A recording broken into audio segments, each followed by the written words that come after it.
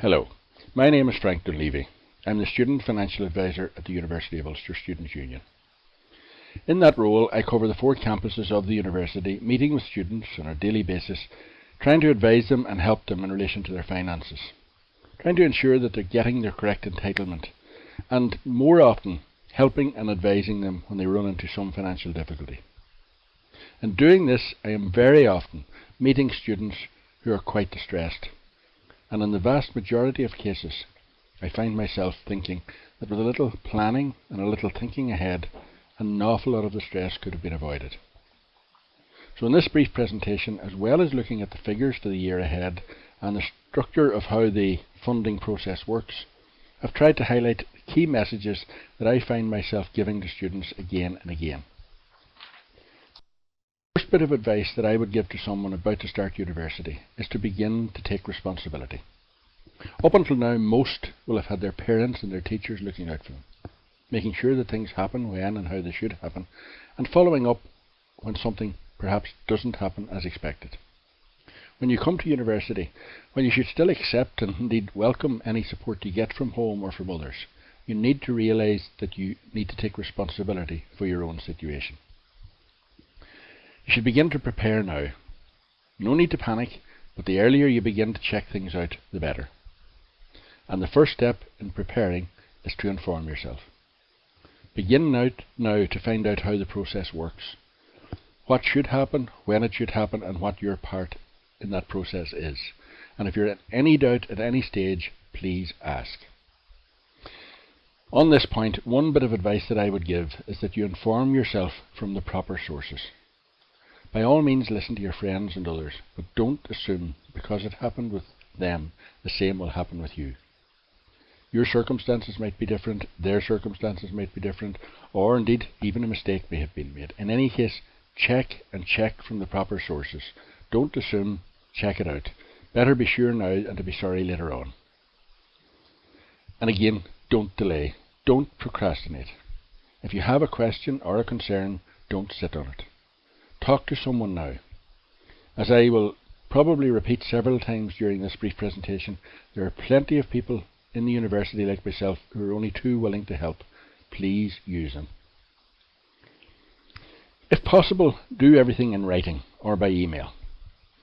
In this way you can avoid misunderstandings, you can minimize the danger of misinterpretation, and by creating a paper trail, it makes it easier later on if problems do arise for yourself or somebody else to check back and see what did happen and correct any mistakes that have been made. So where possible, do things in writing. And on the same point, keep records. A number of students I find that get correspondence, either don't read it, don't deal with it, or even if they do read it, they don't keep it, they destroy it. Keep your records, keep your correspondence, deal with it when you get it. If you have a problem with it, seek help, but keep your correspondence. Again, build that paper trail so that if you do have a difficulty or a query later on, you have something to look back on. And as I say, when you get correspondence, please deal with it. Don't ignore it. Lastly, and I've already said this and I will probably repeat it again, there is plenty of help available, but you need to ask for it. Never be afraid or embarrassed to ask for help. That's what people like myself are there for. As I said earlier, a lot of the stress that I see students experiencing is caused by a lack of any planning or of any attempt to look ahead. And the one bit of advice that I find myself giving to all students that come to see me is that they draw a budget for themselves. I often start by asking students what they think a budget is, and I get a fairly interesting variety of answers to that question. Many see it as something you sort of do on a one-off basis. Others see it as something for the short term, or maybe for one aspect of your finances, making sure you have enough money set aside to pay the rent. The analogy that I tend to use, which makes sense of it to me, is to liken a budget to a map. In the sense that with a map, you know where you want to go, but you need a map to help you find the best route to get there. And then, having established the route, you don't just discard the map. You keep the map with you to refer to it, and in case something was wrong, in case you take a wrong turn, or in case some unexpected or unanticipated obstacle blocks your path, you use your map to refer back to and to maybe come up with an alternative route. And if you think of a budget in those terms, it makes an awful lot of sense. So when recommending to people that do a budget, I recommend that they set out their budget on a weekly basis while they're students. It's much more manageable, much more meaningful. And again, referring back to the map, to be aware that a budget is not something you check once and then discard it. It is ongoing and for the long term. It needs to be constantly referred to and revised as necessary.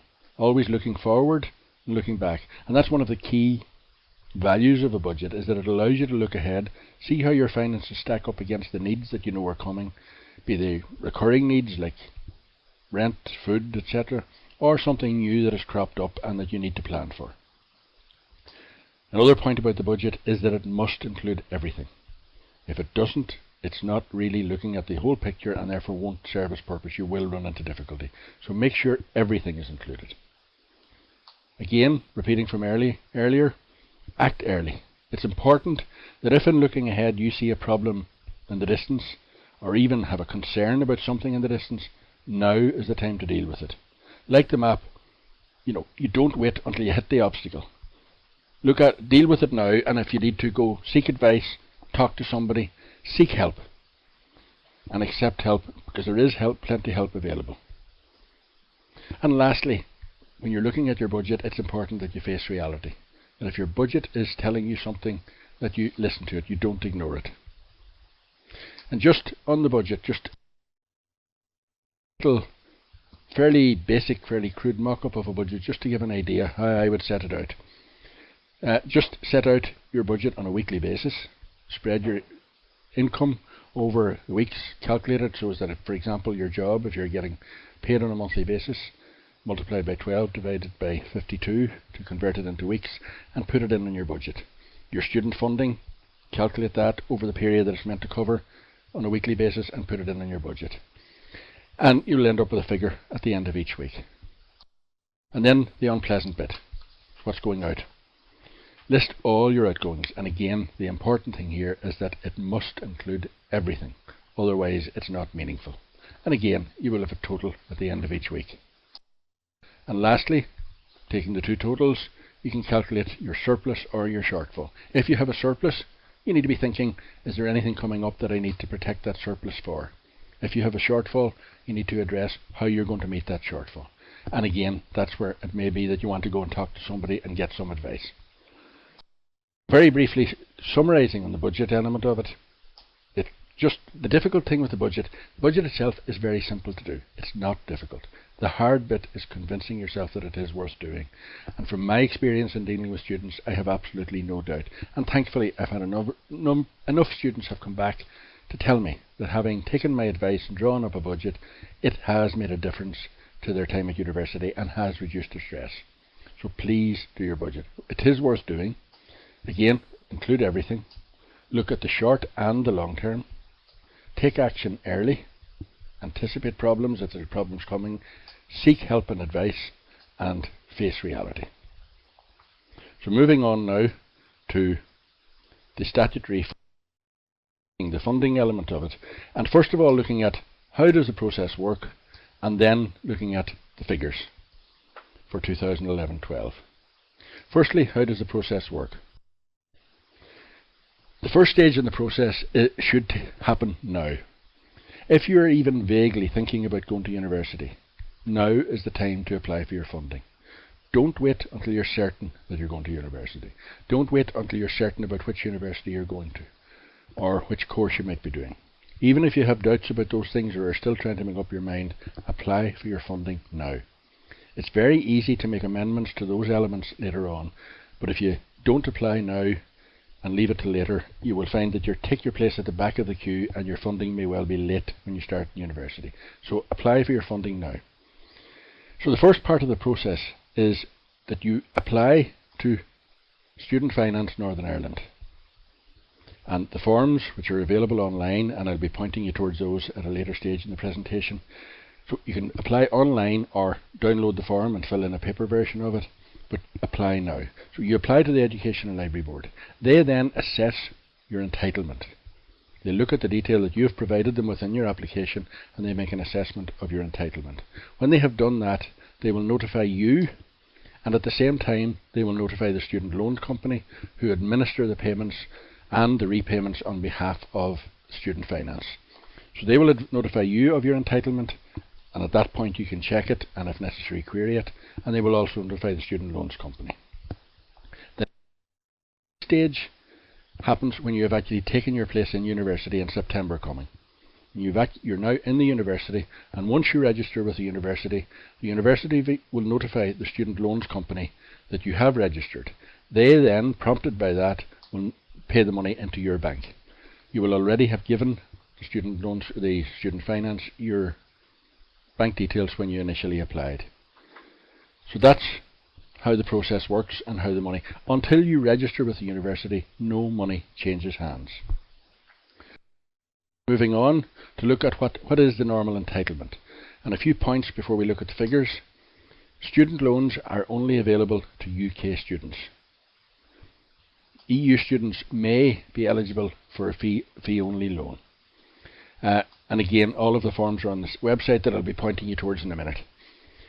Normal entitlement for student funding is the duration of your course plus 1 year less any previous study or previous course. So the duration of your course, you might be doing a 3-year or 4-year course, you will be eligible to apply for funding for those 4 years, plus 1 year to allow you to have maybe a false start or a year out, less an allowance for previous study. So previous study, if you have maybe started a degree before but haven't finished it, or maybe done a different course, there may well be implications for your funding, so it's worth checking those out. GCSEs and A-levels do not affect your funding.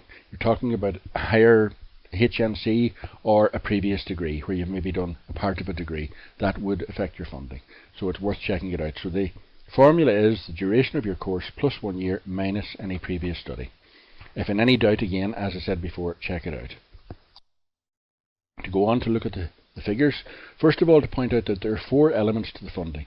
There's the fee loan, which obviously to cover the fees, maintenance loan to cover your maintenance at university. Depending on the family income, a student may well be entitled to a maintenance grant. A maintenance grant is paid alongside a reduced loan, the difference being that a loan has to be repaid down the line, a grant doesn't. And then if somebody is entitled to a maintenance grant, at this point in time they would also be entitled to an institutional bursary. That's a bursary from the university that they go to. Now, at this stage I would point out that all of the details of student funding and all the variations of it are available on this website, studentfinance.ni.co.uk. I would recommend that students and their parents would go in, spend some time. There's a lot of information on the site. Spend some time browsing through the site, and hopefully they'll get answers to most of their questions there. If they don't, I would suggest to take note of the questions and come back to somebody like myself afterwards. But just to point you towards a few important sections on the site. That's the opening page that you find when you log into the site. On the top left hand corner there's a frequently asked questions section. Then down in the body of the site, the 4 main links, and the one that most people will be using is the first of those, where it says I am planning to go into higher education. When you click on that, it brings you into this page, and as I've highlighted here at the bottom, there's a little link to the forms and guides, and if you go into that you will find the various forms and guides, how you're assessed, a guide to the various figures, the application forms, and notes and guidance on the completion of the forms. I've just illustrated a couple of them here. If, having looked at the site and gone through it, you have any questions outstanding, by all means contact somebody like myself and we'll help if we can. But there are plenty of people there to help. So moving on to the actual figures. The fee loan for the year 11-12, fees for the year 11-12 have been set at 3375. So you can apply for a loan of up to that amount. That loan, if you're eligible for it, is paid directly to the university by the student loans company on your behalf. It's you that's paying the fees, but the money is not sent to you, it's paid on your behalf. An important point to remember here is that if you leave your course, if you leave the university anytime before the 1st of November in the academic year, you don't owe any fees to the university and no loan will be paid on your behalf. But students should remember, should be aware, that if they register with the university for even one day, they're deemed to have used 1 year of their entitlement as regards future study and future funding. So it is important that if you're making a change in your course or leaving your course at any stage, that you be aware that there may well be, and probably are, financial implications of that. So you need to check them out. Again, back to the importance of informing yourself properly in advance.